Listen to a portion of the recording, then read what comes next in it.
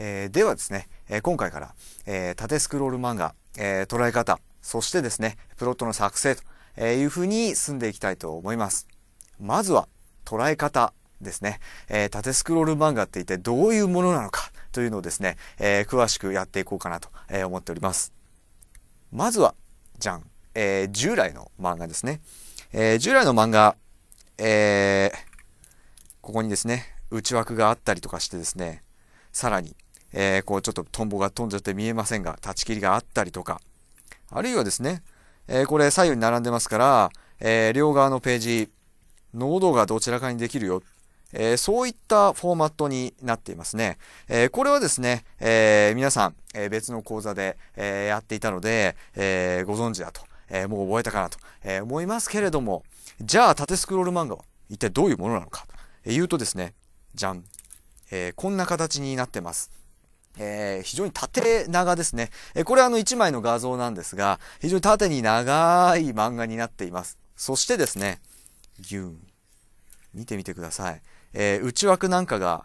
ありませんね。これコマ、自分でこうやって割ってますけれども、これは別に内枠がない。そして、じゃん。端まで書いてある。当然、立ち切りもないんですね。これ画像サイズそのまんまになっております。ここがですね、非常に違うところになってきます。一枚のまっさらな画像に、一つ書いていくというスタイルになりますので、立ち切りも、喉もなく、内枠すらないという、そういう画面になってるんですね。なので、縦スクロールの漫画を描く際は、自分で、画像のサイズを決めて、そして、すべて、内枠とかね、コマで囲む、あるいは囲わなくてもいい。いうところを、どういうふうに小回りをしていくかなというのを全部決めなければいけなくなってくる。いうスタイルになってきます。ここはですね、小回り、横のね、見開きの漫画でもやりましたけれども、小回りの部分にも関わってくるんですが、そこを少し、広げてですね、縦読みでも読みやすいかなというふうに、コマを割っていく、そういう意識で、画面を作っていく。必要があります。ここがですね、非常に見開き漫画と、違う部分になってきます。はい。で、自由度が高いんですね。なので自由度が高い分、画面作りに気を使わないとですね、非常に読みにくくなってしまう。これがですね、特徴になってきます。自由度は高いですから、たくさんですね、いろんなことを試せる漫画になっています。はい。ではですね、ここからは、縦スクロール漫画、の注意点、について、勉強していきたいと、思います。画面に出ていますね。この細長い画面が、縦スクロール漫画、実際に書いたものになります。僕はですね、コミコというサイトで、連載を、していましたので、そのデータになるんですけれども、見ての通りですね、カラーですね。カラーで書かれていますね。色がついています。ここがですね、また縦にね、細長いっていうもの以外にも、他の見開き漫画との大きな違いになってきます。縦スクロール漫画は基本的にカラーが多いんですね。はい。そしてですね、このフォーマット見てわかる通りですね、先ほども言いましたが、スマートフォンで見ますというものになります。携帯端末ね、特にスマートフォンだったりとか、あるいは iPad とか、タブレット端末ですよね。そういったもので見やすいような漫画になっていますので、原稿のサイズ、まずは、そこを注意する必要があります。コミコを例に出すとですね、この原稿のサイズ、どういうものかというと、690ピクセル ×2 万ピクセル以内。縦がすごく長いですね。ビヨン長いですね。以内ってなってますね。それより短ければいいんです。そして、もう一つ、カラーでデジタルデータですから、大きさがあります。容量ですね。1枚が20メガバイト以内。という規定がありますね。これはですね、デジタル特有だと思います。20メガバイトを超えてしまうと、規定によってそれがアップロードできないということになってしまいますので注意が必要です。そして、690×2 万ピクセル以内っていうのの20メガバイト以内の画像が100枚以内。100枚までは表示されます。延々と書き続けていって100枚までは表示されますが、101枚目は残念ながら、表示できないという形になってしまいます。ここがですね、非常に重要なポイントになってきます。ここをですね、分からずに作業してしまうことのないように気をつけていきたいというところですね。そしてさらにですね、ウェブ漫画特有というか、実は本編以外にも画像が必要になってくる部分っていうのがまだあります。そこがですね、はい、サムネイルとかですね、キービジュアル、呼ばれるものですね。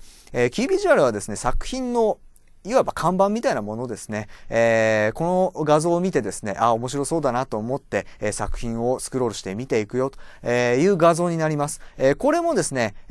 サイトによって、企画はまちまちなんですが、作成する必要がある場合がありますので、これも忘れないようにしてください。これもですね、各サイトで、大きさ、そして、容量というのが決まっています。はい。そして、これですね、サムネイル。各話1話でですね、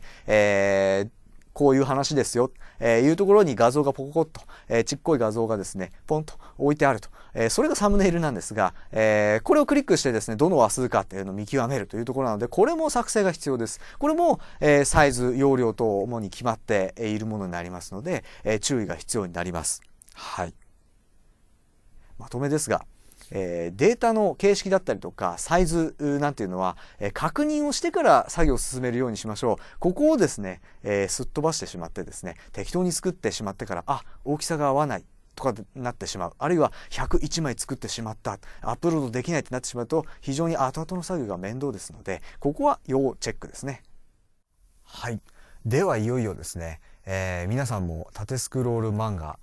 をですね書き始めてみたいと思いますが、当然ですね、フォーマットが違っても漫画の作り方って変わりませんから、まずはプロットから入りたいと思います。プロットの作成、ここについてのですね注意点、というのがいくつかありますので、早速勉強していきたいと思います。はい、こういうふうにですね、縦に読んでいくというスタイルになりますので、当然